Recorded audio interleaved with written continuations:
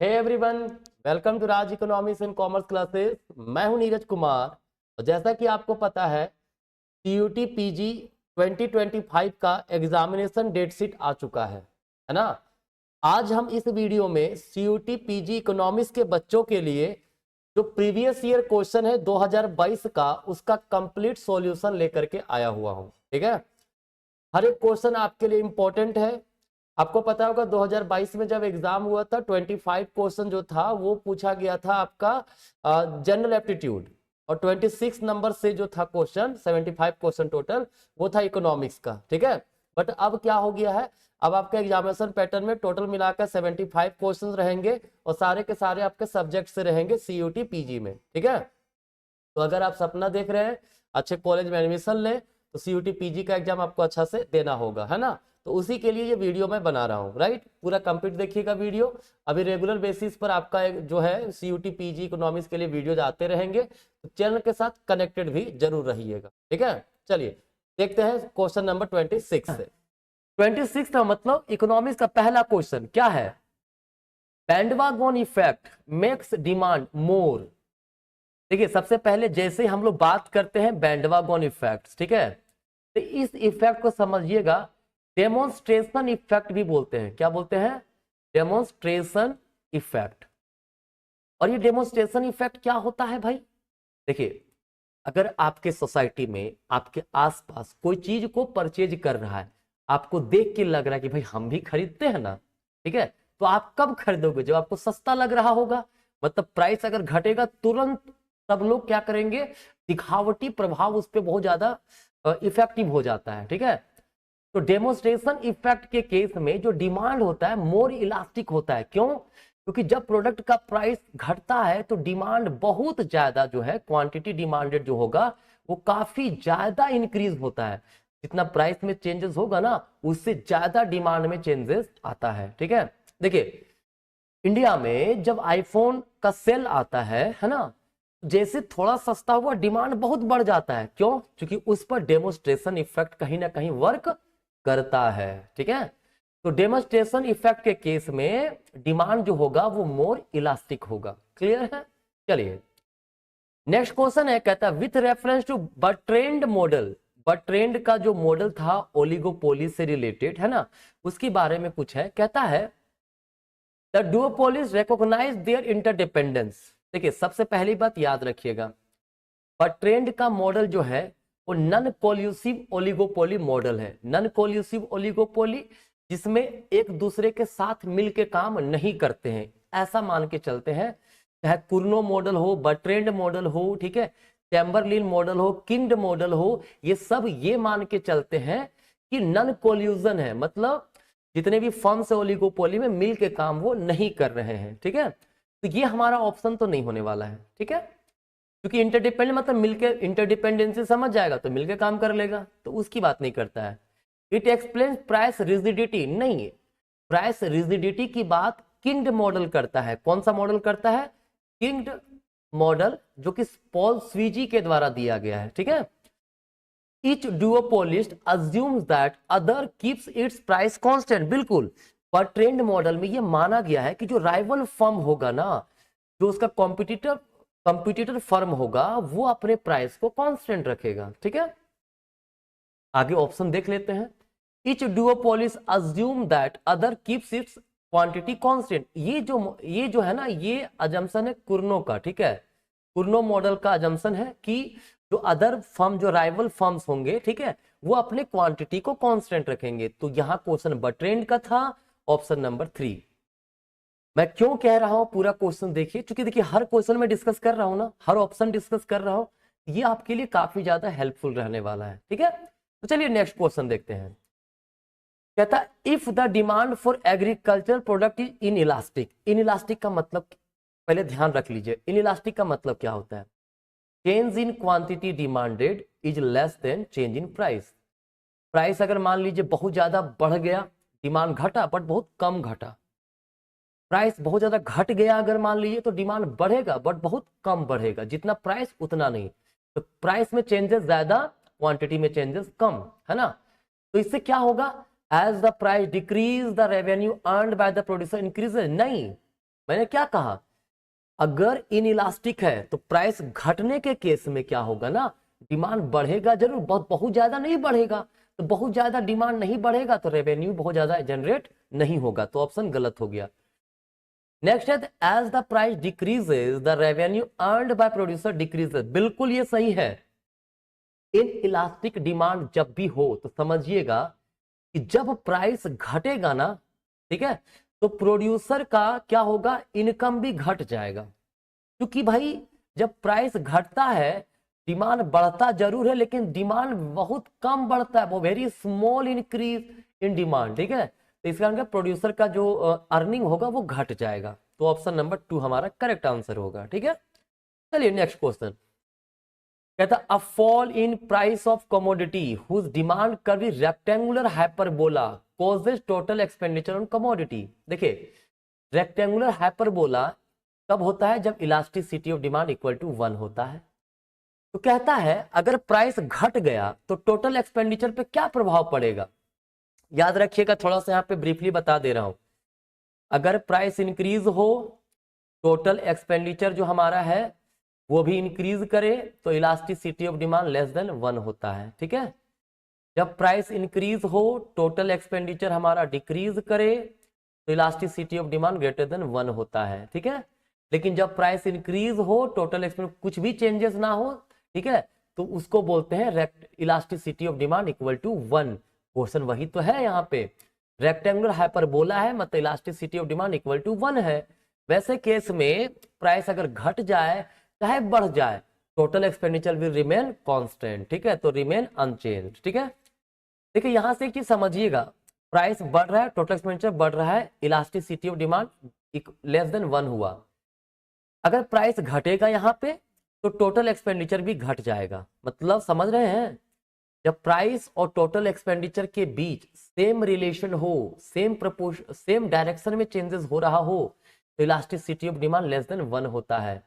लेकिन अगर प्राइस घटे और टोटल एक्सपेंडिचर बढ़ जाए मतलब रिलेशन जो हमारा है वो इनवर्स है, अगर इनवर्स रिलेशन होगा प्राइस और टोटल एक्सपेंडिचर के बीच में तो वो elasticity of demand greater than 1 होगा, ठीक है। चलिए तो यहाँ पे remain unchange in the case of rectangular hyperbola, जब प्राइस फॉल करेगा किसी कमोडिटी का तो टोटल एक्सपेंडिचर क्या होगा, it will remain unchange constant रहेगा, ठीक है। चलिए नेक्स्ट क्वेश्चन कहता था Engel curve for a given goods, है ना। देखिए गिवन गुड बेसिकली इस पे वो होता है जिसपे लॉ ऑफ डिमांड अप्लाई नहीं होता है ना, ये इंफीरियर गुड्स का एक पार्ट है ना। All the given goods are inferior, है ना, और इंफीरियर गुड्स के केस में जो एंजल कर्व होता है वो निगेटिवली स्लोप्ड होता है, मतलब जब हमारा मान लो इनकम यहाँ पे है तो डिमांड यहाँ कर रहे हैं, इनकम बढ़ गया ना तो डिमांड घट जाएगा, तो कैसा बना डिमांड का डाउनवर्ड स्लोपिंग, मतलब निगेटिवली स्लोप्ड, कोई दिक्कत, इतना इजी था, है ना। चलिए 31 नंबर का क्वेश्चन है कि कहता है in the case of price leadership, मतलब प्राइस लीडरशिप है, प्राइस लीडरशिप का मतलब ऐसा सिचुएशन है ना जब कोल्यूजन मार्केट हो, वहां पे कोई एक ऐसा फर्म है जो डोमिनेट करता हो या कोई फर्म जो बहुत ज्यादा एक्सपीरियंस्ड वाला फर्म हो, मतलब वो लीडर के रूप में काम कर रहा हो मार्केट में, ठीक है। तो कहता है अगर प्राइस लीडरशिप का सिचुएशन हो, द डोमिनेंट फर्म जो दूसरों को डोमिनेट करता है, all the firms in the purely oligopolistic industry will produce their best level of output. देखिए सिंपल सी बात है, अगर प्राइस लीडरशिप है मतलब वहां पे एक डोमिनेंट फर्म जो है वो एक एज अ प्राइस लीडर के रूप में काम कर रहा है, तो प्योर ओलिगोपोलिस्ट के सिचुएशन में जो प्रोड्यूसर्स होंगे, जितने भी प्रोड्यूसर्स होंगे वो क्या करेंगे भाई, वो हमेशा तो कोशिश तो करेंगे ही ना कि अपना बेस्ट लेवल ऑफ आउटपुट हम प्रोड्यूस कर सके ताकि मार्केट में एग्जिस्ट कर सके, है ना। तो यहाँ पे वो आंसर क्या हो जाएगा, ऑलवेज हो जाएगा, ठीक है, कोई दिक्कत नहीं। चलिए नेक्स्ट क्वेश्चन हमारे पास है 32 नंबर, कहता है द गोल्डन रूल और रेट ऑफ सेविंग। देखिए जब भी बात की जाए golden rule rate of saving या फिर गोल्डन रूल ऑफ सेविंग, इसका मतलब होता है ऐसा सिचुएशन जहां पे लोग सेविंग करें और सेविंग के साथ साथ अपना कंजम्पशन को मैक्सिमम करें एट अ स्टेडी रेट, है ना, कंटिन्यूअस, राइट। तो वो ऑप्शन क्या है, पहला में देखिए क्या ऑप्शन है, the level of saving which is the maximum possible achievable in the economy. नहीं, सेविंग की सिर्फ बात नहीं करता है ना। That rate of saving where consumption is maximise at steady rate, बिल्कुल यही ऑप्शन हमारा होगा। सेविंग का ऐसा रेट जहां पे कंजम्पशन मैक्सिमम हो रहा एट अ स्टेडी रेट, धीरे धीरे कंटिन्यूअस, राइट, क्लियर। तो ऑप्शन नंबर 2 होगा हमारा, ठीक है। चलिए नेक्स्ट क्वेश्चन हमारे पास है, कहता था बेस्ट और optimal level of output for a perfectly competitive firm. देखिए परफेक्टली कॉम्पिटिटिव फर्म में क्या होता है ना, ये AR इक्वल्स MR है हमारा, right. This is the marginal cost curve, है ना, this is the price. Equilibrium का क्या कंडीशन है, इक्विलिब्रियम का कंडीशन है MR इक्वल टू MC होना चाहिए। तो ये तो यहां पर भी है, A पॉइंट पर भी है, B पॉइंट पर भी है। दूसरा कंडीशन है MC राइजिंग होना चाहिए, है ना। यहाँ A पॉइंट पर तो MC फॉलिंग है, B पॉइंट पर राइजिंग है, तो हमारा आंसर B पॉइंट पर होगा। तो क्या क्या कंडीशन हुआ, MR इक्वल्स MC होना चाहिए, पहला कंडीशन परफेक्टली कॉम्पिटिटिव फॉर्म में इक्विलिब्रियम का, है ना। दूसरा MC राइजिंग, मतलब MC शुड बी राइजिंग, है ना। तो कहीं है option, option number 4, MR equals MC and MC is rising, clear है। चलिए नेक्स्ट देखते हैं। Aggregate demand is, aggregate demand जो हमारा होता है वो बेसिकली इस प्रकार का एग्रीगेट डिमांड कर्व है, जहां पे इधर प्राइस लेवल होता है, इधर हमारा आउटपुट होता है। क्या होता है, आउटपुट बोलिए इनकम बोलिए, दोनों चीजें सेम है, ठीक है। कहते हैं aggregate demand is negatively related to price level, बिल्कुल ये तो सही है, because a decline in the price level has a negative effect on demand for output, बिल्कुल सही है, यही हमारा आंसर है। जब देखिए निगेटिव रिलेशन है ना आउटपुट के साथ, देखिए तो जब प्राइस घटा आउटपुट बढ़ रहा है ना, डिमांड बढ़ रहा है ना, यही तो आंसर होगा, बाकी चीज को देखने का आवश्यकता है नहीं, लेकिन देख लेते हैं। Second option negatively related price level, देखिए यहां तक तो सही है भाई, because a decline in price level has a positive effect on output. नहीं, जब प्राइस घटेगा तो आउटपुट भी अगर घट जाए तब ना पॉजिटिव इफेक्ट बोलेंगे, तो ये नहीं होगा हमारा, ठीक है। तो हमारा आंसर यहाँ पे ऑप्शन नंबर 1 है ना। चलिए नेक्स्ट क्वेश्चन देखते हैं 35। The demand for money, money का जो डिमांड है ना, देखिए सबसे पहली बात याद रखिएगा, मनी का demand is highly influenced by level of income, जिसको हम लोग बोल सकते हैं level of output and rate of interest, ठीक है। तो क्या है, positively related to output, output को हम लोग इनकम भी मान लेंगे, एक ही चीज है, output income both are same. Positively related to output and rate of interest गलत है। डिमांड फॉर मनी, इनकम बढ़ेगा तो डिमांड फॉर मनी बढ़ेगा, ये तो सही है, ये दिक्कत नहीं है, यहां तक सही है। बट रेट ऑफ इंटरेस्ट के साथ इनवर्स रिलेशन होता है, जब रेट ऑफ इंटरेस्ट घट जाएगा ना तो डिमांड फॉर मनी बढ़ जाएगा, है ना, केन्स ने कहा था अपने थ्योरी में, है ना। तो ऑप्शन नंबर 4 में हमको ये दिख रहा है, पॉजिटिवली रिलेटेड टू आउटपुट मतलब इनकम के साथ पॉजिटिवली रिलेटेड है, and inversely related to rate of interest, है ना, यही हमारा आंसर होगा, ठीक है। चलिए question number 36, the user cost of capital, एक जो यूजर कॉस्ट ऑफ कैपिटल होता है वो क्या होता है। देखिए यूजर कॉस्ट ऑफ कैपिटल का मतलब है एक्चुअली में रियल रेट ऑफ इंटरेस्ट क्या है, और जो कैपिटल हम यूज कर रहे हैं साल बाय साल, ईयर बाय ईयर, उसमें कितना वैल्यू रिड्यूस हो रहा है ना। तो आंसर क्या होगा, option number 3, the real rate of interest plus the rate of depreciation. बाकी तो सिर्फ पहला में सिर्फ रेट ऑफ इंटरेस्ट की बात करता है तो नहीं होगा, सिर्फ नॉमिनल रेट की बात करता है नहीं, नॉमिनल पे डिपेंड नहीं करता है, प्रेजेंट में क्या है वो नहीं, रियल रेट ऑफ इंटरेस्ट पे डिपेंड करेगा, ठीक है। This is the user cost of capital. 36, when alpha equals इतना, बीटा इक्वल्स इतना, the Cobb Douglas production function return to scale are. देखिए मान लेते हैं कॉफ डगलस प्रोडक्शन फंक्शन में रिटर्न टू स्केल हमारा है AL का पावर अल्फा, K का पावर बीटा। अगर अल्फा प्लस बीटा का वैल्यू 1 होता है तो उसको बोलते हैं कांस्टेंट रिटर्न टू स्केल। अगर alpha plus beta greater than 1 हुआ उसको बोलते हैं इंक्रीजिंग रिटर्न टू स्केल। वहीं alpha plus beta less than 1 हुआ उसको बोलते हैं डिमिनिशिंग रिटर्न टू स्केल, ठीक है। तो यहाँ पे अल्फा कितना है, 3/4 है, 3 बाय अल्फा जो है हमारा 3/4 का मतलब कितना हुआ, डिवाइड करेंगे तो 0.75, है ना। बीटा कितना है 1/4, इसको डिवाइड करें कितना आएगा 0.25। तो अल्फा बीटा दोनों को जोड़ेंगे कितना आएगा 1 आएगा ना, तो 1 का मतलब क्या हो गया कांस्टेंट रिटर्न टू स्केल। तो ऑप्शन नंबर 1 हमारा करेक्ट आंसर है। ठीक है, चलिए 38 नंबर है, कहता था नेचुरल रेट ऑफ अनएम्प्लॉयमेंट। देखिए नेचुरल रेट ऑफ अनएम्प्लॉयमेंट का सबसे पहले मीनिंग ये होता है, ठीक है, दी अनएम्प्लॉयमेंट लेवल, मतलब फुल एम्प्लॉयमेंट का सिचुएशन है, मान लीजिए this is the level of full employment, है ना, but full employment doesn't mean zero unemployment, है ना। फुल एम्प्लॉयमेंट का मतलब होता है there is a natural rate of unemployment. और वो नेचुरल रेट ऑफ अनएम्प्लॉयमेंट क्या होता है कि फुल एम्प्लॉयमेंट के सिचुएशन में भी there may be some frictional and some structural unemployment. ठीक है, तो ऑप्शन नंबर 1 हमारा करेक्ट आंसर है, फ्रिक्शनली and structurally unemployed.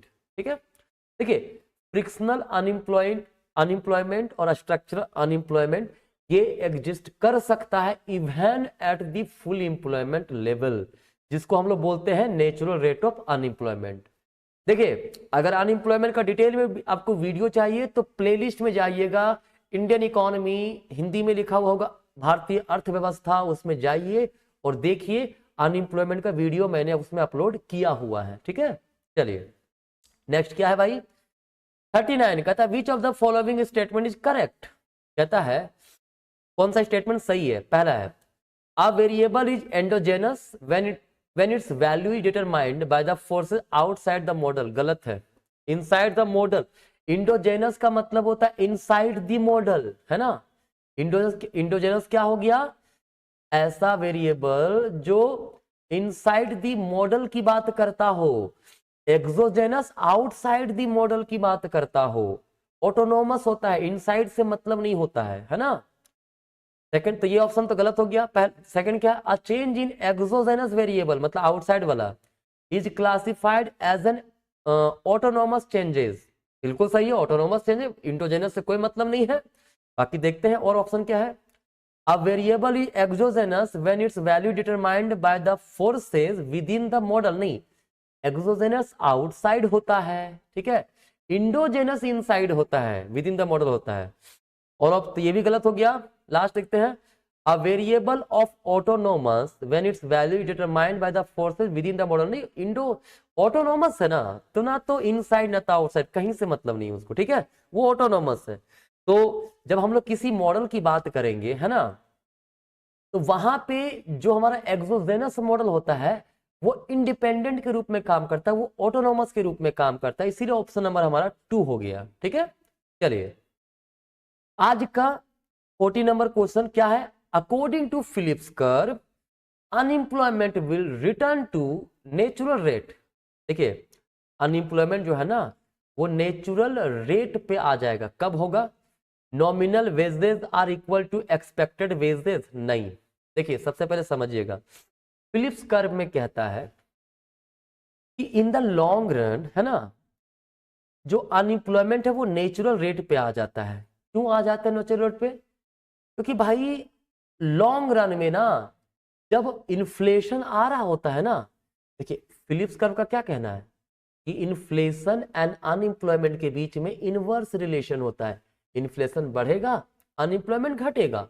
But long run क्या कहता है, कोई रिलेशन नहीं है, वो जो अनएम्प्लॉयमेंट होगा वो नेचुरल रेट पर एग्जिस्ट करेगा ड्यू टू मनी इल्यूजन। देखिए जब इन्फ्लेशन आता है, मान लीजिए उसको वेज रेट ज्यादा मिलने लगा, तो जब वेजेस ज्यादा मिलने लगा तो वो ये सोचेगा ना कि भाई ज्यादा काम करते ज्यादा पैसा कमाएंगे। लेकिन पता वहां दिक्कत क्या होता है, जब इन्फ्लेशन आया मनी वेज तो बढ़ा लेकिन उसका परचेजिंग पावर भी तो नहीं बढ़ा यार। इन्फ्लेशन आने से उसका परचेजिंग पावर ऑलरेडी घटा, तो वेज रेट बढ़ने से वो सिर्फ उसको मीट कर पाया। पहले जिस स्थिति में था अभी भी उसी स्थिति में है वो, ठीक है। तो इसीलिए कहा गया है कि फिलिप्स कर्व जो होगा अनएम्प्लॉयमेंट उसमें क्या होता है, नेचुरल रेट पे पहुंच जाता है, कब, लॉन्ग रन में। क्या कोई ऑप्शन है long run? Second here, real wages are back at long run equilibrium level, this is the correct answer. ठीक है, चलिए हमारा क्वेश्चन है अब 41, है ना, 40 तक ऑलरेडी डिस्कस हो चुका है। 41 नंबर कहता है the coefficient of non determination is equal to. देखिए जब कोफिशिएंट ऑफ डिटर्मिनेशन की बात करते हैं तो वो होता है एक्सप्लेन्ड वेरिएशन बटा टोटल वेरिएशन, ठीक है, ESS बटा TSS होता है। तो भाई कोफिशिएंट ऑफ नॉन डिटर्मिनेशन क्या होगा? Coefficient of determination explained variation को के बारे में बात करता है, तो नॉन डिटर्मिनेशन मतलब अनएक्सप्लेन्ड के बारे में बात करता होगा, ठीक है। तो क्या होगा, कहीं है अनएक्सप्लेन्ड, बिल्कुल अनएक्सप्लेन्ड वेरिएंस बटा टोटल वेरिएंस, ठीक है, ऑप्शन नंबर 2। अच्छा यहाँ पे ना ऑप्शन सेम लिखा गया है, ये भी अनएक्सप्लेन्ड वेरिएंस बटा टोटल वेरिएंस है, यहाँ पर वही ऑप्शन, तो ये हमारा मतलब आंसर यही होगा, unexplained variance upon total variance, this is the coefficient of non determination, ठीक है। चलिए क्वेश्चन नंबर 2 है, कहता है if two regression line are perpendicular to each other, देखिए दो रिग्रेशन लाइन हमारे पास है, ये हमारा है और ये ए है, ये वाला है, ये परपेंडिकुलर है ना एक दूसरे को, एक दूसरे का परपेंडिकुलर है। इसका क्या मतलब हुआ? इसका मतलब हुआ दोनों के बीच में कोई रिलेशन नहीं है, तभी तो X on Y upper sloping है, तो वाई ऑन एक्स क्या है, डाउनवर्ड स्लोपिंग है, ठीक है। तो इस प्रकार से अगर परपेंडिकुलर बनता है टू रिग्रेशन लाइन, तो इसका मतलब कहा जाता है कोरिलेशन वहां पे शून्य है, ठीक है। चलिए कहता है the number of terms in the expansion of binomial distribution a plus B का पावर 4 इज, देखिए जब भी बाइनोमियल एक्सप्रेशन करते हैं अगर x प्लस बी का पावर n है ना, तो टोटल नंबर ऑफ टर्म्स जो होगा वो n प्लस 1 हो जाता है, ठीक है। तो इस मान लीजिए a प्लस बी का पावर 2 है ना, स्क्वायर है, तो हम लोग लिखते हैं ना a square plus B square प्लस 2ab, देखिए तो कितने टर्म आया, 3 टर्म आया ना, 1 2 3 टर्म, मतलब 2 प्लस 1 3 हुआ। तो क्या होता है याद रखिएगा, नंबर ऑफ टर्म्स जब निकालना नंबर में n में 1 ऐड कर दीजिए, यहाँ पे कितना है 4 है, 4 प्लस 1 कितना होगा 5, option number 2, this is the correct answer, ठीक है। चलिए कहता है what is the integral of cosec 2x, है ना, एक तो ट्रिगोनोमेट्रिकल फंक्शन का आना नहीं चाहिए था बट आ गया है, आंसर इसका माइनस कोट एक्स प्लस सी होगा, तो ये याद कर लीजिए, ठीक है। ट्रिगोनोमेट्रिकल फंक्शन में बहुत ज्यादा हेल्प आपको नहीं कर पाऊंगा, ठीक है। चलिए कहता है for a set A equal, देखिए हमारे पास एक सेट है, क्या A, क्या है वो 3 and 4, right. Find power set, इसका पावर सेट निकालना है, PA पावर सेट क्या होता है, इसके जितने पहले सबसेट हैं वो लिख लिए। सबसेट क्या क्या होगा, एक तो नल सेट होगा जिसको 5 भी बोलते हैं, एक क्या होगा 3 हो जाएगा, एक हो जाएगा 4, एक खुद ऑलरेडी अपना खुद का सेट 3 और 4 है ना। जब हम लोग जितने भी सबसेट है किसी सेट का उसका एक सेट बना देते हैं, ठीक है, तो वो कहलाता है पावर सेट। तो यहाँ पे ऑप्शन में क्या है, लास्ट ऑप्शन हमारे पास देखिए है ना, नल सेट 3 4 और 3 4, क्लियर। जितने भी सबसेट्स है उसका सेट जो होगा वो कहलाता है पावर सेट, ठीक है। चलिए क्वेश्चन नंबर 46 से कहता है if the international terms of trade settles at a level that is between each countries opportunity cost, ठीक है। देखिए टर्म्स ऑफ ट्रेड जो है वो सेटल होता है किस बेसिस पर, अपॉर्चुनिटी कॉस्ट के बेसिस पर, ठीक है। तो भाई अपॉर्चुनिटी कॉस्ट लोग जब यूज कर रहा है तो ऑब्वियस सी बात है दोनों कंट्री यूज कर रहे हैं, दो कंट्री ट्रेड कर रहा है A और B, ठीक है। तो ऐसे सिचुएशन में क्या होगा ना, दोनों ही कंट्री को गेन ही मिलेगा, क्योंकि अपना हर कोई अपना बेस्ट अल्टरनेटिव को लेके चल रहा है, तो बेस्ट अल्टरनेटिव से A को भी बेनिफिट अपना हो रहा है, B को भी बेनिफिट हो रहा है, तो क्या होगा both country gain from trade, option number B हो जाएगा, 2 हो जाएगा, ठीक है। चलिए नेक्स्ट है Haberler theory of opportunity cost is presented by, देखिए हैबरलर ने ना अपॉर्चुनिटी कॉस्ट के बारे में का यूज करते हुए इंटरनेशनल ट्रेड का थ्योरी दिया था। अपॉर्चुनिटी कॉस्ट को ट्रांसफॉर्मेशन कर्व भी बोलते हैं या तो प्रोडक्शन पॉसिबिलिटी कर्व, इसी से अपॉर्चुनिटी कॉस्ट डेराइव होता है, इसी से हम लोग मार्जिन अपॉर्चुनिटी कॉस्ट के बारे में बात करते हैं, ठीक है। तो ऑप्शन नंबर 4 होगा, ये प्रोडक्शन पॉसिबिलिटी कर्व से रिलेटेड है, क्लियर।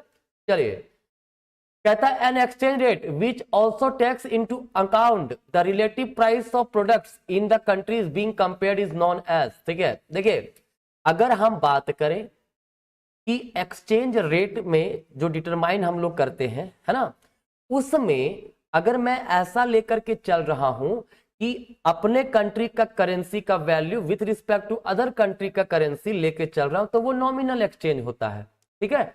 बट यहां कह रहा है कि हम लोग प्रोडक्ट के बारे में बात कर रहे हैं, प्राइस ऑफ द प्रोडक्ट की बात करेंगे, कंपेयर करेंगे दो कंट्री के बीच में, मेरे कंट्री में प्राइस प्रोडक्ट का प्राइस क्या उस कंट्री में क्या है, ठीक है। इसके बेसिस पर अगर एक्सचेंज रेट की बात करते हैं तो वो हमारा रियल एक्सचेंज रेट कहलाता है, ठीक है।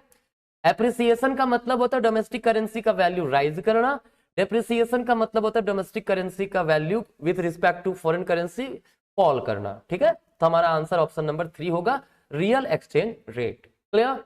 नेक्स्ट कहता है which of the following is consistent with the idea of expansionary physical policy. देखिए एक्सपेंशनरी फिजिकल पॉलिसी का मतलब होता है जब सरकार जो है मनी सप्लाई बढ़ाने की कोशिश करती है, मतलब इकोनॉमी में सरकार एक्सपेंसेस बढ़ा देगी, टैक्सेस घटा देती है, ठीक है, वो एक्सपेंशनरी फिजिकल पॉलिसी कहलाता है। तो पहला है the fact that government increases expenditure during recession. बिल्कुल, रिसेशन से बाहर निकलने के लिए सरकार क्या करती है, गवर्नमेंट स्पेंडिंग बढ़ाती है। तो ये तो ऑप्शन सही है, हमारा आंसर तो यही हो गया। बाकी देख लेते हैं। नेक्स्ट है the fact that tax is unleaded petrol is lower than that of leaded petrol. नहीं, ये हमारा नहीं होगा आंसर, ठीक है, ये एक्सपेंशनरी फिजिकल पॉलिसी से रिलेटेड नहीं है। The fact that people's income increase the amount that they pay in taxes also increases. बिल्कुल नहीं, टैक्स रिड्यूस होना चाहिए एक्सपेंशनरी फिजिकल पॉलिसी में, तो ये भी नहीं होगा, ये भी नहीं होगा। हमारा आंसर ऑप्शन नंबर 1 होगा, ठीक है। चलिए कहता है find the minor of element 8 in the determinant A बराबर। ये हमारा ए डिटर्मिनेंट हमारे पास एक दिया हुआ है, इसमें कहता है एलिमेंट 8 जो है इसका माइनर निकालिए। जब भी माइनर निकालने बोलेगा किसी भी एलिमेंट का तो उसका रो और उसका कॉलम को हटाइए, बचा कितना 4 6 5 9, इसका डिटर्मिनेंट निकाल दीजिए। क्या होगा 9, इन दोनों को मल्टीप्लाई, 9 4 जा 36 माइनस 6 5 जा 30, कितना आ गया 6। Answer option number 1, this is the correct answer, ठीक है। चलिए नेक्स्ट है for the total cost function. Total cost function is given, find the marginal cost. देखिए भाई जब भी टोटल कॉस्ट फंक्शन दिया हुआ है, मार्जिनल कॉस्ट निकालना है, हमें डिफरेंशिएट करना है कॉस्ट फंक्शन को आउटपुट के रिस्पेक्ट में, ठीक है। तो 1000 कांस्टेंट है, डिफरेंशिएशन 0 हो गया। 120x का कितना हो जाएगा, 120x का चूंकि होता है 1 प्लस 14x स्क्वायर का कितना हो जाएगा 28x हो जाएगा, चूंकि x स्क्वायर का 2x इंटू हमारा क्या है 14, ठीक है। और x क्यूब का क्या हो जाएगा, x क्यूब हो जाएगा हमारा 3x स्क्वायर। तो देखिए इतना आंसर है 120 plus 28x plus 3x square, बिल्कुल ऑप्शन नंबर 2 में है, ठीक है। चलिए यहाँ क्वेश्चन नंबर 22 देखिए, कहता है सॉरी 52, कहता है if the value of standard deviation is 3। देखिए स्टैंडर्ड 3 दिया हुआ है ना।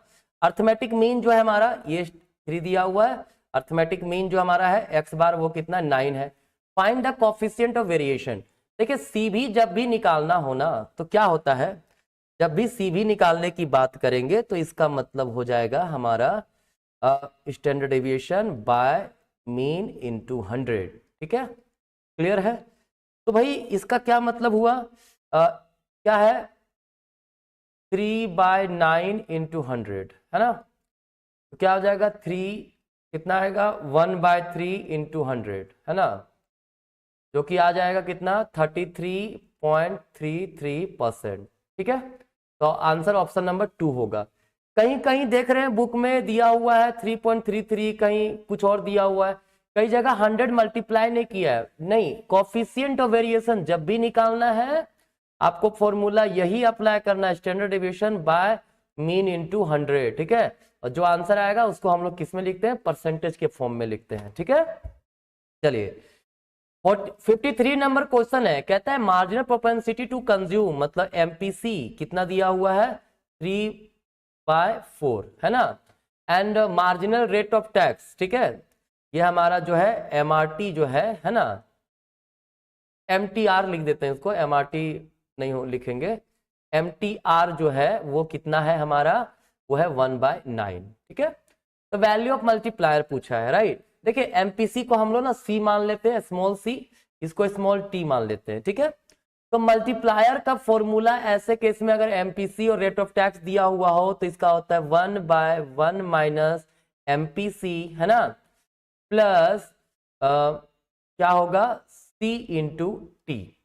क्लियर है, ध्यान से रखिए, देखिएगा क्या होगा 1/1 माइनस सी प्लस सी इंटू टी, क्या हो जाएगा 1/1 माइनस 3/4 है ना, प्लस सी टी मतलब 3/4 इंटू 1/9। क्लियर है? क्या हो जाएगा 1 इतना इधर 4 1/4 हो जाएगा प्लस ये 3 से कट जाएगा 3 कितना होगा 1/12। ठीक है, इसको सॉल्व करा जाए क्या होगा, नीचे आ गया हमारा 12। इसको सॉल्व कर देते डायरेक्टली हम लोग ऐसे, ये हो गया हमारा नीचे 12, इधर क्या होगा 3 प्लस 1 ऊपर 1 है ना, तो क्या आएगा 12 ऊपर चला गया 1/4 इंटू क्या हो गया 12, तो कितना हो जाएगा 3। क्लियर? 3 हमारा आंसर ऑप्शन नंबर 1 होगा। ये फॉर्मूला बस याद रख लीजिएगा आप लोग, सॉल्व हो जाएगा है ना। चलिए 54 है, इन विच ईयर वाज द किसान क्रेडिट कार्ड, जो केसीसी हमारा है ना, कब स्टार्ट हुआ? तो देखिए केसीसी 1998 में स्टार्ट हुआ था। फार्मर्स जो पुअर फार्मर्स है जिनके पास होल्डिंग की कमी है, उन लोगों के पास पैसे की भी अच्छी खासी कमी होती है ना, तो गवर्नमेंट क्या करती है उसके लिए कि भाई बीज वगैरह ले पाए है ना, उनको फिनेंशियल असिस्टेंस देने के लिए ये स्कीम को शुरुआत किया। ठीक है, इसका काफी ज्यादा जो पुअर फार्मर्स है उनको बेनिफिट अभी के समय में मिलता है। कहता है if one of the regression coefficient value is greater than 1, देखिए रिग्रेशन कोएफिशिएंट वैल्यू क्या होता है, bxy एंड byx है ना, यही दो होता है। कहता है अगर एक का वैल्यू मान लीजिए इसका वैल्यू एक से ज्यादा है, मान लीजिए 1.2 है, the value of the second regression coefficient must be, तो इसका वैल्यू क्या होगा?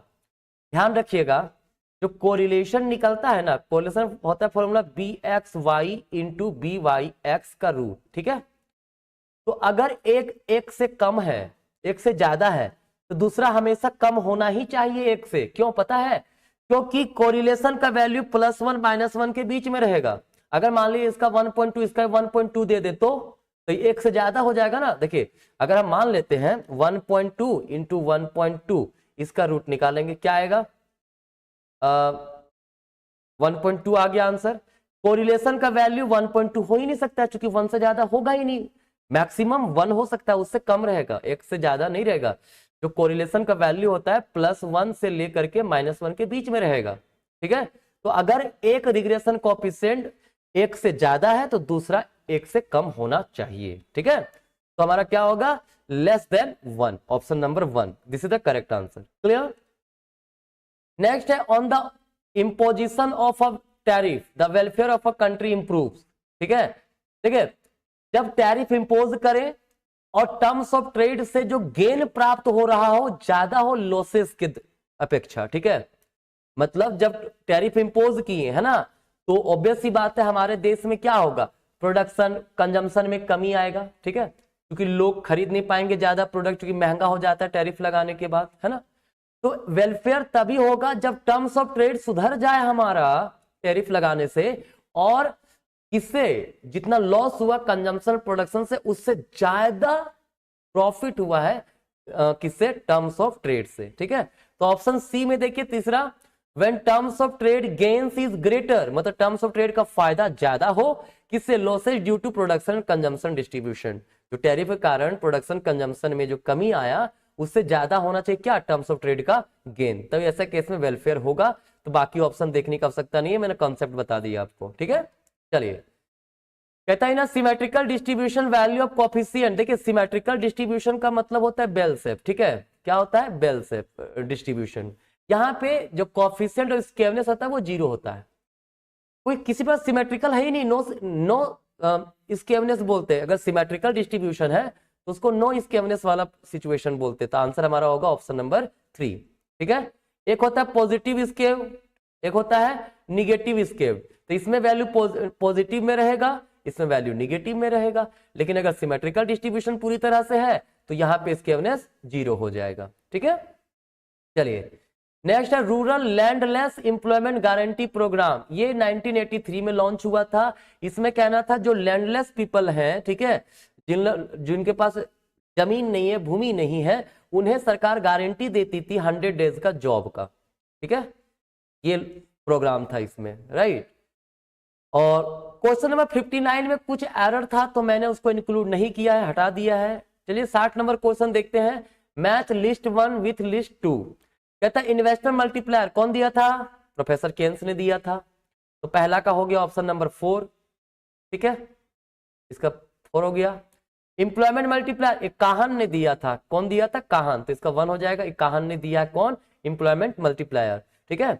रीस्टेटमेंट थ्योरी ऑफ मनी, ये फ्रीडमैन ने दिया था। रीस्टेटमेंट थ्योरी पहले फिशर, फिर कैम्ब्रिज, फिर Keynes and then Milton Friedman, ये क्या हो जाएगा? इसका 2 हो जाएगा। सप्लाई साइड इकोनॉमिक्स लेफर का था, ए लेफर, आर्थर लेफर, ठीक है, ये तीसरा हो जाएगा, ठीक है। तो क्या है? 4 1 2 3, 4 1 2 3, ऑप्शन नंबर ए।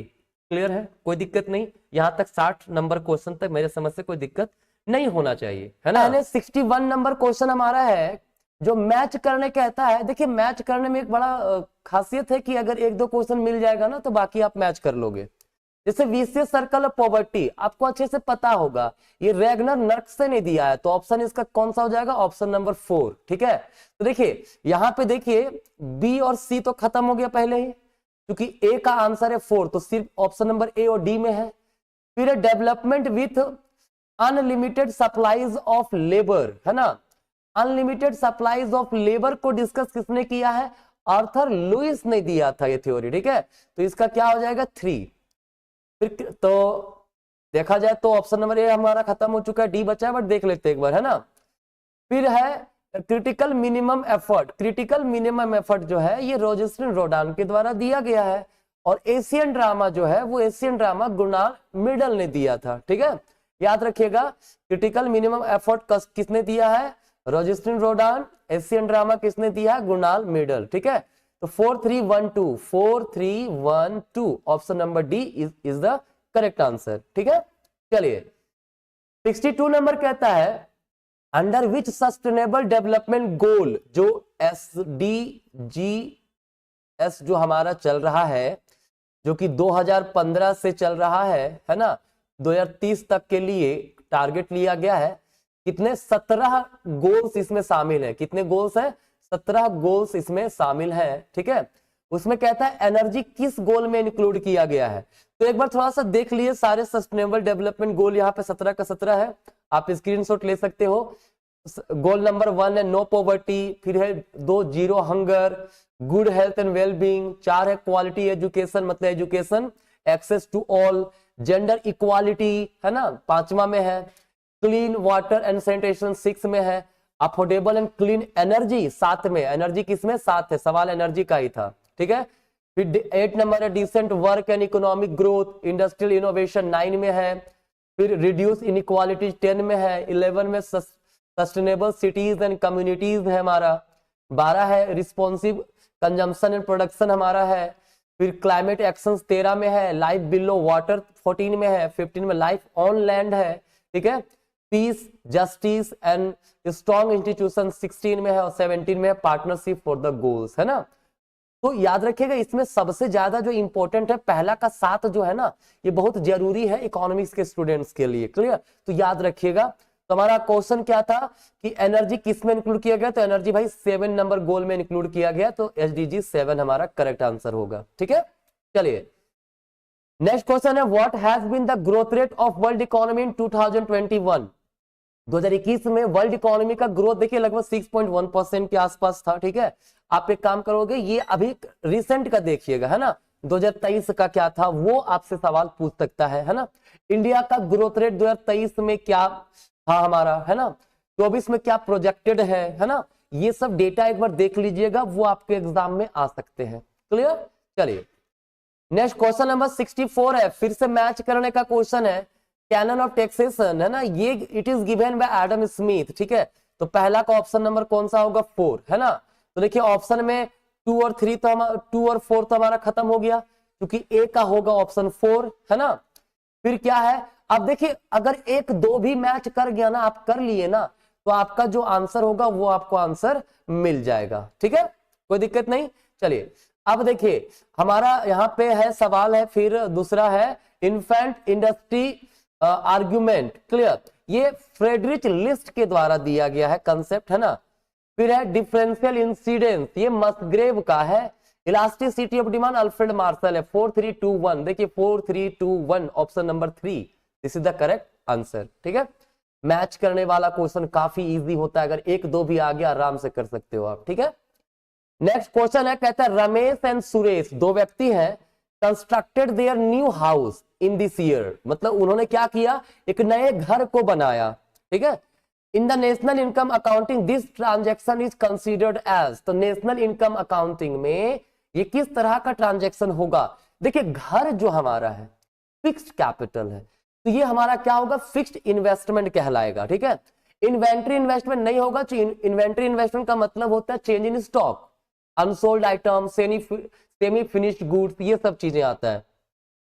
कंजम्पशन और ड्यूरेबल गुड्स जब उसको कंज्यूम करते थे, कार वगैरह ड्राइव कर रहे हैं, वो सब चीजें होता है, ठीक है।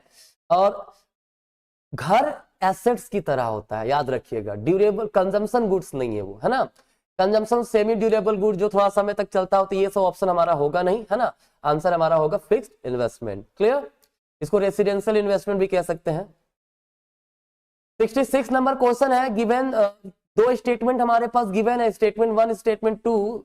स्टेटमेंट 1 कहता है Narasimham committee recommended reduction of SLR and CRR, ठीक है।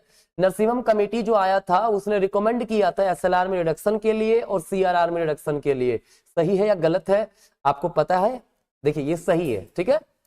फिर Narasimham committee recommended there directed credit programme should be promoted, नहीं, इन्होंने रिस्ट्रिक्शन की बात कहा था। मैं आपको एक बार दिखा देता हूं उसके जो भी रिकमेंडेशंस थे, आपको काम में आएगा, है ना।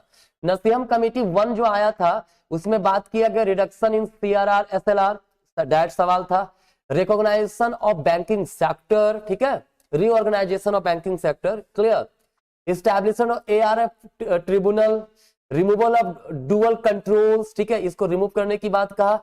स्टॉप डायरेक्टेड क्रेडिट प्रोग्राम, वहां क्या ऑप्शन में दिया था स्टेटमेंट 2 हमारा कि प्रमोट करने की बात कही थी, जबकि नरसिम्हम कमेटी ने क्या कहा है, स्टॉप करने का है डायरेक्टेड प्रोग्राम, ठीक है। इंटरेस्ट रेट डिटर्मिनेशन के बारे में बात किया, बैंकों को और ज्यादा फ्रीडम देने की बात कही गई, ठीक है। तो ये नरसिम्हम कमेटी 1 है। नरसिम्हम कमेटी 2 भी हमारा आया, उसमें क्या किया, robust banking system, NPS and concept of narrow banking. आप चाहे तो स्क्रीनशॉट ले सकते हो इसका और इसको पूरा डिटेल में आप पढ़ सकते हो, है ना। आरबीआई का रोल चेंज हो गया, पहले रेगुलेटर के रूप में काम करता था, अब फैसिलिटेटर के रूप में उसको अडॉप्ट किया गया। कैपिटल एडिक्वेसी रेशियो की बात की गई, फॉरेन एक्सचेंज के बारे में बात की गई। तो ये सब जितने रिकमेंडेशन थे आप सब पढ़ लीजिएगा, इससे रिलेटेड सवाल आपके एग्जाम में आ सकते हैं। अगर कोई आपको ऐसा सजेस्ट करता हो कि प्रीवियस क्वेश्चन मत पढ़िए, रिपीट नहीं करता है, भाई याद रखिए, मैं भी नहीं कह रहा हूं रिपीट करता, लेकिन उससे मिलता जुलता सवाल तो आते हैं ना, तो प्रीवियस ईयर क्वेश्चन जरूर करना चाहिए, ये आपको बहुत ज्यादा हेल्प करता है, ठीक है। कोई दिक्कत, तो ये हमारा क्या होगा आंसर।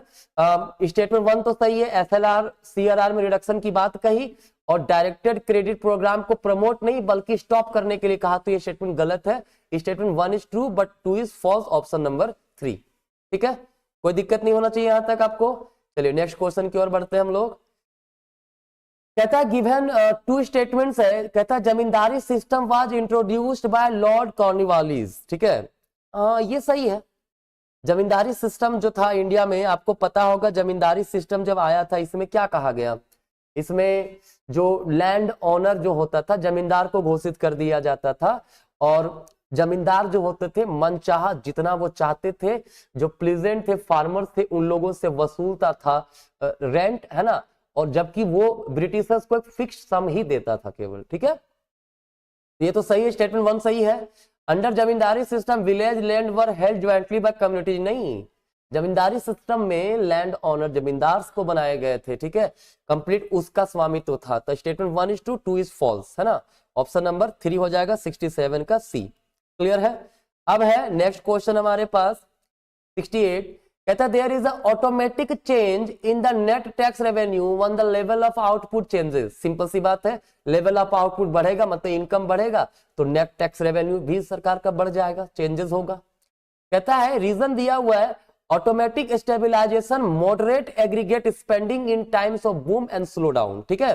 देखिए ऑटोमेटिक स्टेबिलाईजेशन का मतलब इकोनॉमी ऑटोमेटिकली ऑपरेट हो रहा है, जब बूम आएगा तो लोगों के पास पैसा बढ़ेगा, स्पेंडिंग बढ़ाएंगे, जब फॉल होगा रिसेशन आएगा तो अपने आप स्पेंडिंग घटा देंगे। तो यहाँ पे स्टेटमेंट रीजन दोनों ही सही है, R is the correct explanation of A, हमारा आंसर होगा पहला, ठीक है। चलिए नेक्स्ट कहता है गिवन 2 स्टेटमेंट दिया हुआ है हमारे पास, 2 स्टेटमेंट है जिसमें क्या रहा है असर्शन रीजन है, कहता है India's public sector help in the development of sound industrial base. बिल्कुल, इंडिया में पब्लिक जब इंडिपेंडेंस मिला है ना, तो कहीं ना कहीं देखा गया कि जो पब्लिक सेक्टर है उसने काफी कंट्रीब्यूशन दिया कंट्री को डेवलप करने में, है ना, डेवलप इंडस्ट्रीज का डेवलपमेंट होने में। Public sector is under state control. बिल्कुल, जो पब्लिक सेक्टर इंडस्ट्रीज होते हैं वो सरकार के जो गवर्नमेंट है उसके कंट्रोल में होता है। The role of state in formulating appropriate policies and providing financial and other supports. ठीक है, ऑब्वियस बात है, सरकार उसमें क्या करती है, पॉलिसीज बनाती है, कैसे उसका ग्रोथ होगा, इंडस्ट्रीज का डेवलपमेंट होगा, कहीं फाइनेंशियल असिस्टेंस की जरूरत है तो वो दिया जाएगा, है ना। तो ये सब रीजन से पब्लिक सेक्टर काफी ग्रोथ किया है। बिल्कुल सही है, assertion reason both are correct and R is the correct explanation of assertion A। ठीक है, तो हमारा ऑप्शन नंबर ए होगा, पहला नंबर। ठीक है, चलिए 17 नंबर क्वेश्चन है, इसमें भी assertion reason दिया हुआ है। कहता है theory of social goods provide rationale for allocation function of the budgetary policy। सरकार बजटरी पॉलिसी जब बनाती है ना, उसमें देखती है कि किस एरिया में सोशल गुड्स का रिक्वायरमेंट है, उसके अकॉर्डिंगली वो अपना थ्योरी प्रोविजंस बनाती है। तो बिल्कुल असर्शन भी सही हमारा है। ठीक है, there is certain goods which are non rivals and there are important for maximising social advantage. Non rival goods वही सब हो गया, सोशल गुड्स जिसमें मतलब किसी के कंजम्पशन से दूसरों के लिए अवेलेबिलिटी नहीं घटती है, जैसे रोड हो गया, स्ट्रीट लाइट हो गया, ये सब चीजें। ठीक है, वो बिल्कुल बहुत जरूरी है सोशल एडवांटेज को मैक्सिमम करने के लिए। तो यहाँ पर भी दोनों हमारा सही है, statement A B both are correct and R is the correct explanation of A. ठीक है, चलिए next, country A request 2 units of labour. जो कंट्री ए हमारा है ना, वो 2 यूनिट ऑफ लेबर चाहिए उसको टू प्रोड्यूस एक्स कमोडिटी को बनाने के 2 लेबर चाहिए, and 5 units to produce Y commodity. ठीक है, और 5 लेबर चाहिए किसको बनाने के लिए, वाई कमोडिटी को बनाने के लिए। ठीक है, कोई दिक्कत नहीं है। अब कहता है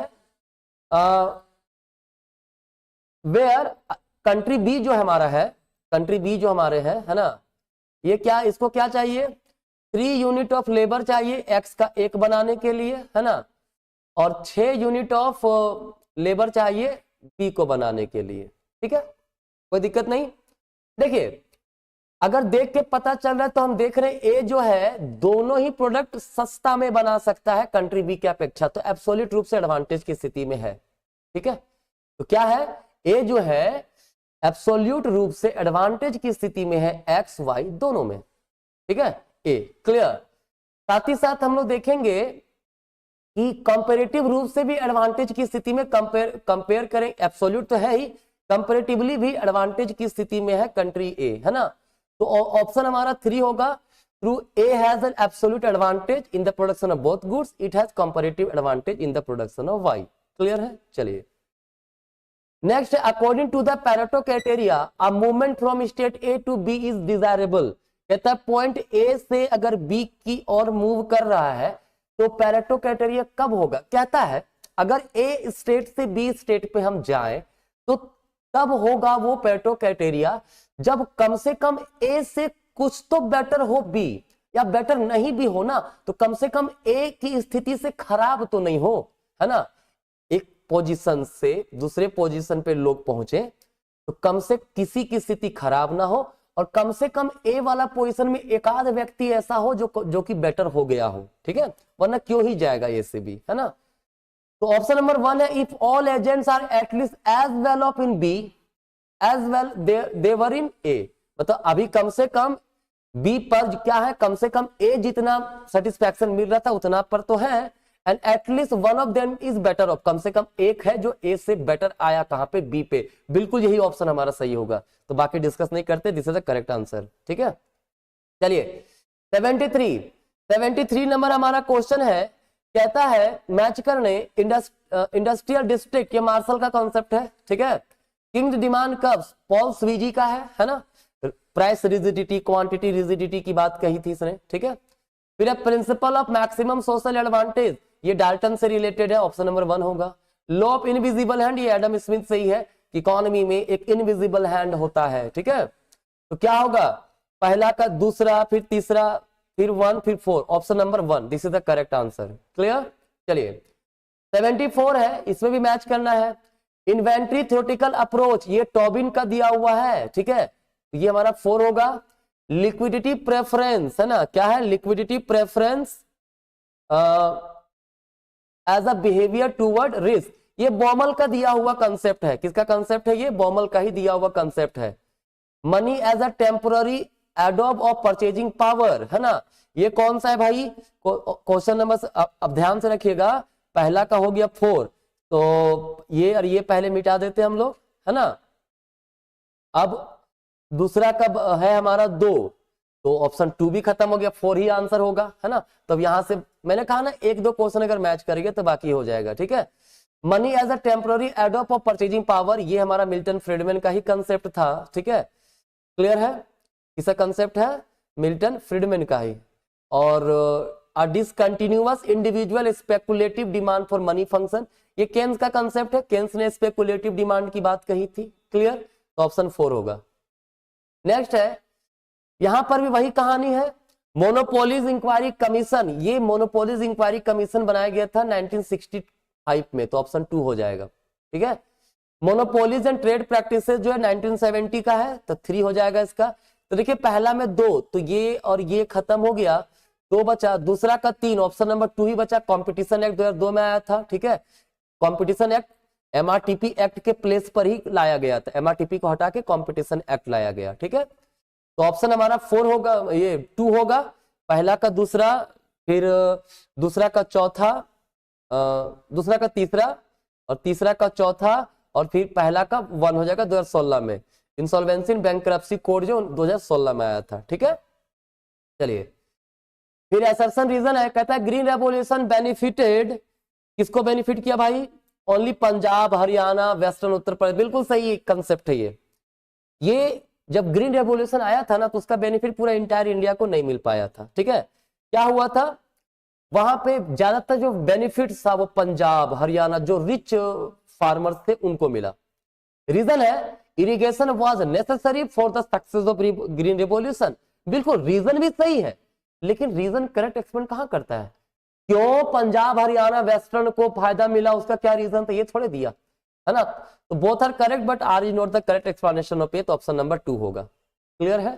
चलिए नेक्स्ट क्वेश्चन है हमारे पास, फिर से वही मैच करना है, प्रिंसिपल ऑफ एब्सोल्यूट एडवांटेज, ये एडम स्मिथ का दिया हुआ कंसेप्ट था, थ्योरी ऑफ इंटरनेशनल ट्रेड से रिलेटेड है, एब्सोल्यूट एडवांटेज वाला, तो पहला का 3 होगा, तो ये ऑप्शन खत्म कर दो पहले। फिर इफ क्या है, उसके बाद हमारा अगर हम बात करें डी में 1, ठीक है, effect of factor endowment changes on trade, ठीक है, ये जो हमारा है ये किसका दिया हुआ था, ये कॉन्सेप्ट है हमारा फैक्टर प्राइस इक्वलाइजेशन, तो रेबिन्स्की का हो गया, इसका 1 हो गया, ठीक है।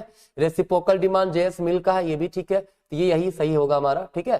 तो हमारा करेक्ट आंसर क्या होगा, 3241, 3241 ऑप्शन नंबर 1, ठीक है, कोई दिक्कत नहीं। चलिए नेक्स्ट 78 है, फिर से मैच करने दिया है, वेल्थ ऑफ नेशंस किसका है, एडम स्मिथ का दिया हुआ बुक है, बुक का नाम है। फिर ट्रीटाइज ऑन मनी, ये जेम्स केन्स का बुक का है, ठीक है।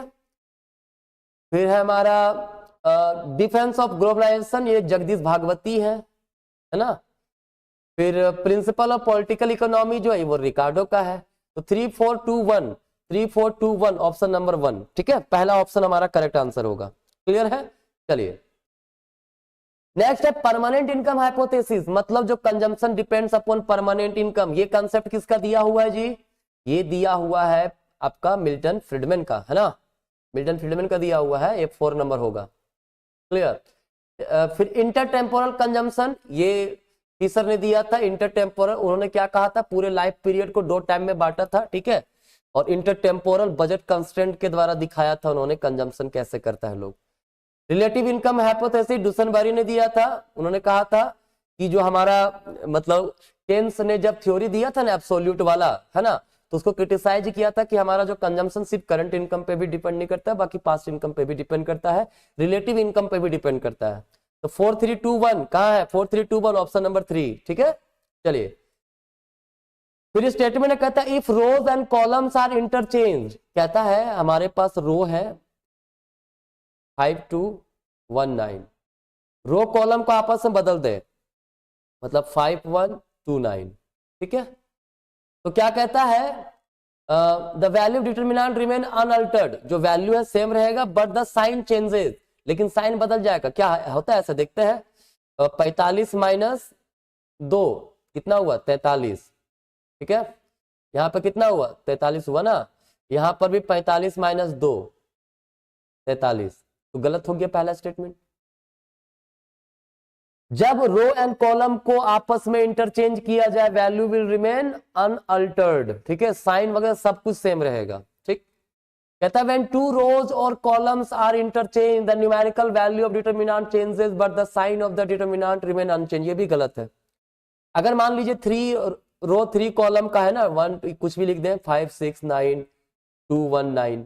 ठीक है, अगर आपस में बदल दिया जाए, है ना, 2 रो या 2 कॉलम का आपस में इंटरचेंज किया जाए, तो वैल्यू दोनों का सेम आएगा, लेकिन साइन अलग होगा। अगर इसका मान लीजिए कुछ भी आ गया, 40 आ गया, तो दूसरे का -40 आएगा। ठीक है, तो ये भी स्टेटमेंट दोनों गलत है। Both the statement 1 2 are incorrect, option number 4। ठीक है, कोई दिक्कत नहीं।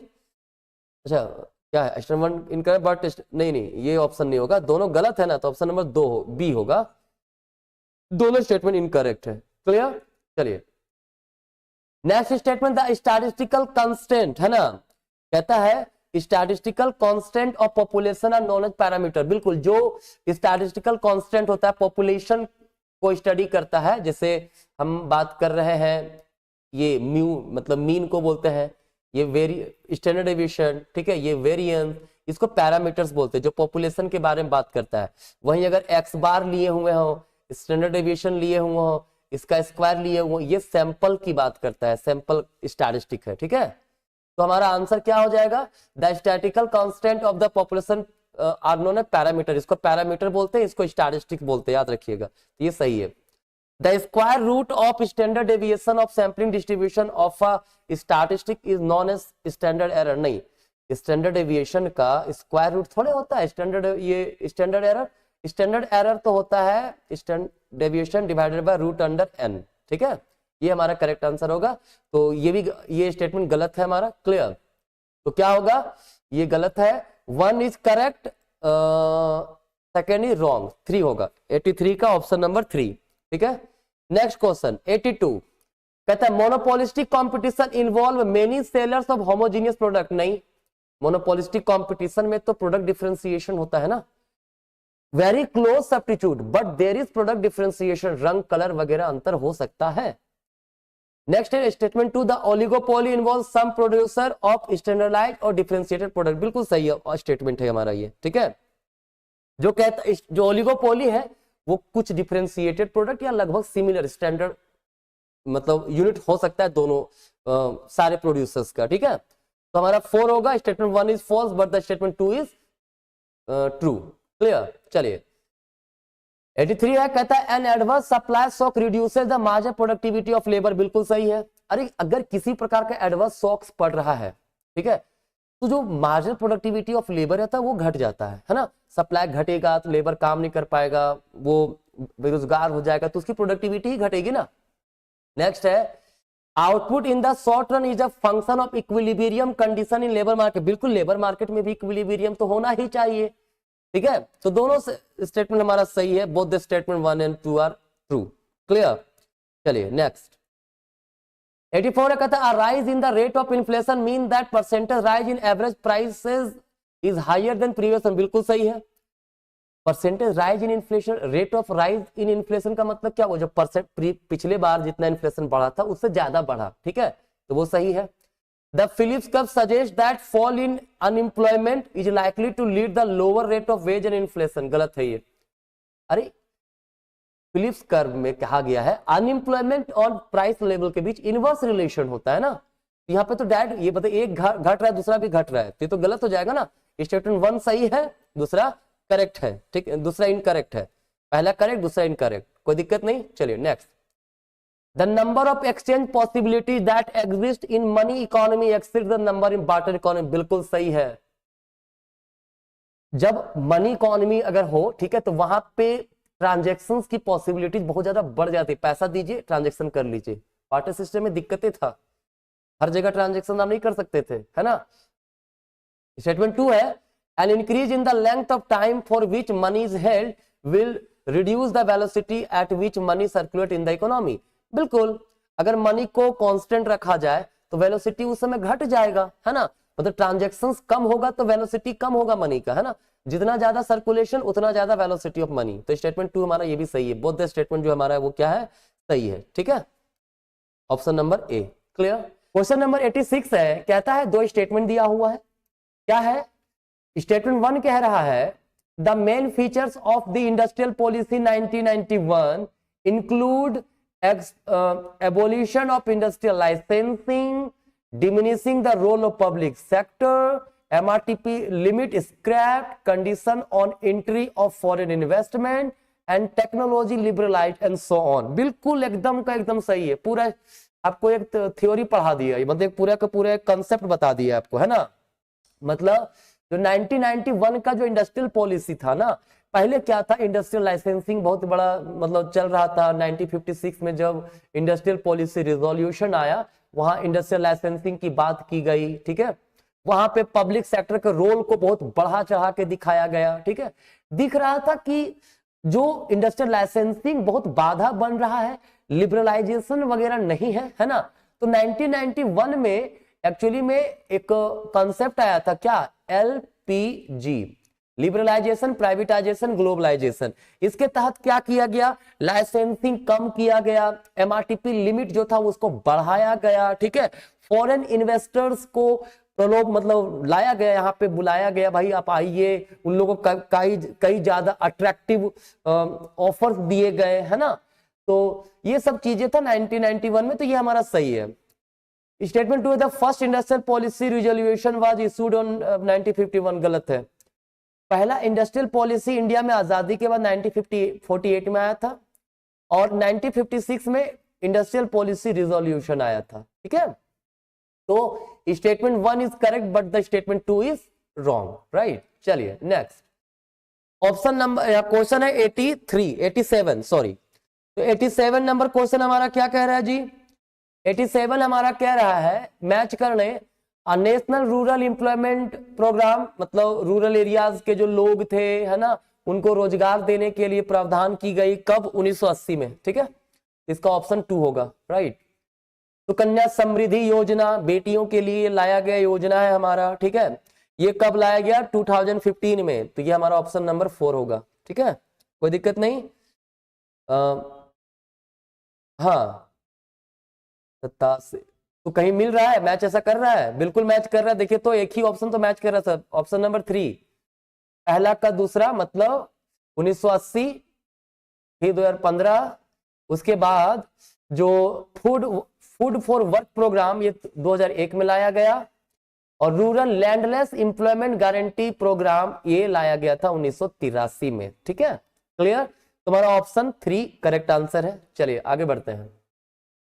88 who propounded the jail cost of living method. देखिए ये मेथड दादा भाई नौरोजी के द्वारा लाया गया था, फर्स्ट टाइम इन्होंने ही, है ना, वेल्थ ड्रेन का कंसेप्ट दिया था कि जो ब्रिटिशर्स थे इंडिया से क्या कर रहे थे, वेल्थ ले जा रहे थे, वो तो काफी विकास कर रहा था, इंडिया विकास नहीं कर रहा था, ठीक है।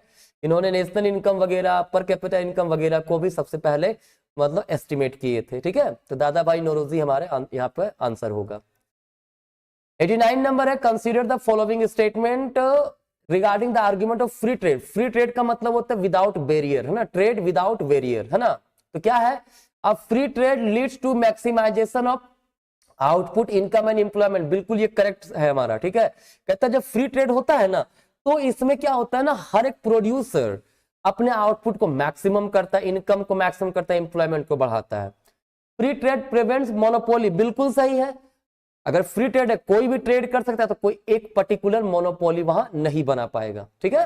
चलिए नेक्स्ट है, free trade protect domestic industry. नहीं, ये गलत है, डोमेस्टिक इंडस्ट्री को प्रोटेक्ट नहीं कर पाता है, ठीक है। फ्री ट्रेड फेवर्स मोनोपोली, नहीं, ये तो प्रिवेंट करता है। तो ऑप्शन ए और बी केवल सही हमारा होगा यहाँ पे, ऑप्शन नंबर 2, ठीक है। चलिए आगे, the core principle of multilateral trading system. देखिए मल्टीलेटरल ट्रेडिंग सिस्टम जो है, इसके बारे में कहा जाता है कि जो कई देश है ना बिना डिस्क्रिमिनेशन किए है ना जब अपना ट्रेड करते तो वो होता है ये मल्टीलेटरल ट्रेडिंग सिस्टम। ठीक है, यहाँ पे ऑप्शन हमारा जो है ना ये प्रिंसिपल याद रख लीजिएगा, नॉन डिस्क्रिमिनेशन की बात करता है, रेसिप्रोसिटी की बात करता है, डोमेस्टिक सेफगार्ड की बात करता है, प्रोटेक्शनिज्म इसकी बात नहीं करता है। तो हमारा ए बी डी कहीं है ऑप्शन 1 में, ये हमारा करेक्ट आंसर होगा। ठीक है, चलिए नेक्स्ट है 91 कहता है India has a big potential demographic dividend. बिल्कुल, इंडिया के पास डेमोग्राफिक डिविडेंड का जो पोटेंशियल बहुत जबरदस्त है। इकोनॉमिक क्या है ना यहाँ पे वर्किंग एज ग्रुप बहुत ज्यादा है, सही बात है। ऑप्शन रीजन है India population growth rate is declining, ये सही तो है बट इसको एक्सप्लेन नहीं करता है। तो हमारा क्या होगा, 2 होगा। Both A are correct but R is not the correct explanation of A. देखिए मैं क्वेश्चन करवा करके ना मैं कोशिश कर रहा हूं कि 11 तारीख को 11 मार्च को मैं मोस्ट इंपोर्टेंट क्वेश्चन 100 क्वेश्चन में लेकर के आऊंगा आप लोगों के लिए।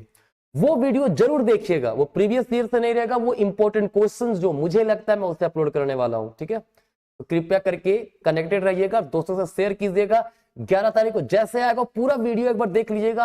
आपने अगर स्टडी कर लिया सारा का सारा रिकॉल हो जाएगा, ताकि आप 12 तारीख को एग्जाम में जाओ और फोड़ डालो। ठीक है, चलिए नेक्स्ट है 92 कहता है कॉमन रिसोर्स इज राइवल। देखिए कॉमन रिसोर्स गुड्स ऐसे गुड्स को बोलते हैं जिसका अगर एक कोई कंजम्पशन के दूसरों के लिए अवेलेबिलिटी घटती है, लेकिन आप किसी को कंजम्पशन से रोक नहीं सकते हो। मतलब एक पॉन्ड है, मतलब एक तालाब है ना, वहां पर आप मछली कोई पकड़ रहा है, ठीक है, तो मछली निकाल लेगा दूसरों के लिए तो घट जाएगा मछली ना, लेकिन किसी को रोक नहीं सकते अगर पब्लिक तालाब है तो। ठीक है, तो ये स्टेटमेंट सही है हमारा। अब public good is non rival and non excludable. बिल्कुल, पब्लिक गुड से किसी एक के कंजम्पशन से दूसरों के लिए घटती नहीं है, और नॉन एक्सक्लूडेबल का मतलब होता है किसी कंजम्पशन से आप रोक भी नहीं सकते। दोनों स्टेटमेंट सही है, both the statement 1 and 2 are correct. Clear, चलिए 93 physical policy relates the government decision in respect to. Physical policy ऐसे पॉलिसी जो गवर्नमेंट अप्लाई करती है ताकि इकोनॉमी में स्टेबिलिटी बनी रहे, इंप्लॉयमेंट जनरेट हो। टैक्सेशन बिल्कुल गवर्नमेंट का काम है, गवर्नमेंट स्पेंडिंग ये भी सरकार का काम है, गवर्नमेंट बोरोइंग ये भी है, ये सारे के सारे फिजिकल पॉलिसी का टूल है। रेपो रेट मॉनेटरी पॉलिसी का टूल है, फिजिकल का नहीं। ठीक है, तो फिजिकल में taxation, government spending, government borrowing आएगा। ठीक है, मतलब सरकार के द्वारा जो वर्क किया जाता है for price stability, for the steady growth rate of the economy, उसको मेंटेन करने के लिए। ठीक है, ये फिजिकल पॉलिसी होता है। तो ए बी सी तीनों होगा, option number 2 A B C only. ठीक है, 93 नंबर क्वेश्चन में मुझे थोड़ा सा एरर लगा था, मैंने उसे इंक्लूड नहीं किया है। ठीक है, the first derivative of x का पावर एक्स। देखिए मान लीजिए y इक्वल्स एक्स का पावर x है, तो टेकिंग लॉग बोथ साइड क्या होगा, log y equals log x का पावर x, है ना, तो क्या हो जाएगा log y equals x into log x। Clear है, तो यहां देखिए डिफ्रेंशिएट करेंगे x के रिस्पेक्ट में, क्या होगा log y का 1/y into dy by dx लिखना पड़ेगा, और इधर प्रोडक्ट रूल लग जाएगा। एक बार x बाहर रहेगा, log x का डिफरेंशिएशन 1/x होगा, प्लस एक बार log x बाहर रहेगा, x का 1 होगा डिफरेंशिएशन, क्या हो गया यहां से x x कैंसिल हो गया, तो dy बाई dx क्या होगा, y उधर चला गया तो y into 1 plus log x बचेगा। यहाँ y का मतलब क्या है, x का power x into 1 plus log x। तो ऑप्शन हमारा ये कहीं है, बिल्कुल है option number 4, this is the correct answer. ठीक है, चलिए सिंपल डिफरेंशिएशन से सवाल था तो बना ही सकते आप इजीली।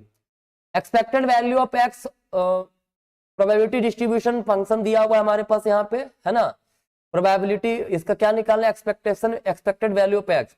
देखिए एक्सपेक्टेड वैल्यू ऑफ एक्स का फॉर्मूला होगा sigma x into probability of x. ठीक है, तो सबसे पहले x into probability of x जो है इसको मल्टीप्लाई करते हैं दोनों को, कितना हुआ 0.75, इधर मल्टीप्लाई करें कितना होगा 3.00, इधर क्या होगा 5 4 22 2.25, चेक कर लीजिएगा 200, हाँ ठीक है, सबको जोड़ देते हैं कितना होगा, सबको ऐड कीजिए 0.75 प्लस 3 प्लस 2.25, है ना, मिला जुला के आ गया 6, आंसर है बिल्कुल ऑप्शन नंबर 3। ठीक है, चलिए 97 स्टैंडर्ड नॉर्मल डिस्ट्रीब्यूशन। देखो नॉर्मल डिस्ट्रीब्यूशन बेसिकली क्या होता है, जब हमारे पास है ना कंटिन्यूअस रैंडम वेरिएबल होता है, ठीक है, कंटिन्यूअस वेरिएबल है ना, तो वहां पे नॉर्मल डिस्ट्रीब्यूशन का यूज होता है। और स्टैंडर्ड नॉर्मल डिस्ट्रीब्यूशन होता है जहां पे स्टैंडर्ड डेविएशन 1 मीन 0 होता है। ठीक है, तो ऑप्शन 2 होगा आंसर, है ना। मीन क्या होगा, 0 होगा, स्टैंडर्ड डेविएशन वेरिएंस दोनों का दोनों 1 ही होता है। ठीक है, क्योंकि देखिए स्टैंडर्ड डेविएशन क्या होगा 1, वेरिएंस होता है स्टैंडर्ड का स्क्वायर, तो 1 का स्क्वायर करेंगे 1 ही होगा ना, तो mean 0, standard deviation and variance 1। ठीक है, चलिए 98 देखिए FRBM एक्ट है ना, फिजिकल रिस्पॉन्सिबिलिटी रिलेटेड एक्ट था ये मैंने अपलोड किया वीडियो में। अगर आप लोग अभी तक इसको नहीं देखें तो जाकर के कोई वीडियो देख सकते हैं, कौन सा पता है, मेरे प्लेलिस्ट में जाइएगा, इंडियन इकोनॉमी भारतीय अर्थव्यवस्था लिखा हुआ होगा, उसमें FRBM एक्ट के बारे में दिया गया है। इसमें ना फिजिकल पॉलिसी का सीलिंग लिया गया था कि 3% तक जाने देना है, उससे ज्यादा नहीं। ठीक है, चलिए 99 the locus of combination of output interest rate where the assets market, asset market मतलब मनी मार्केट, फिनेंशियल मार्केट। ठीक है, क्लियर। तो मनी मार्केट को कौन डील करता है, LM कर्व डील करता है। IS कर्व गुड्स मार्केट की बात करता है, BP तो बैलेंस ऑफ पेमेंट कर्व होता है। ठीक है, चलिए लास्ट क्वेश्चन है, starting from the earliest arrange the following in chronological order, arrange करना है। ठीक है, तो सबके थोड़ा डेट दिया हुआ है, देखिए गोल्ड स्टैंडर्ड मैकेनिज्म जो है 1870 शुरू हुआ, चलते रहा, बीच बीच में आया फिर हटा, है ना। ग्रेट डिप्रेशन 1929 से 39 तक चला था। ईस्ट एशिया क्राइसिस 1997-98 में आया। ग्लोबल फिनेंशियल क्राइसिस 2007-8 में आया था। ठीक है, तो अगर हम क्रोनोलॉजी अरेंज करे जाए, ठीक है, तो क्या होगा, सबसे पहले आया गोल्ड स्टैंडर्ड मैकेनिज्म, पहले ये आया, फिर ग्रेट डिप्रेशन, फिर ईस्ट एशिया क्राइसिस, फिर ग्लोबल, है ना। तो देखिए तो DCBA है बिल्कुल ऑप्शन नंबर 4। ठीक है, तो ये था आपका टोटल 100 क्वेश्चन का डिस्कशन, है ना।